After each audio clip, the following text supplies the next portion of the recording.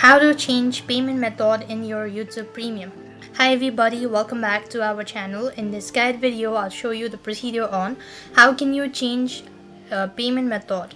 So in order to change the payment method for your YouTube Premium subscription, you'll need to access your account settings and update the billing information.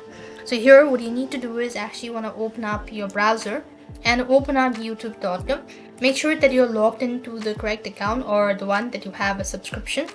Then what next you actually want to do is here on this field, you want to click on the profile initials from the top right, then go to purchase and membership.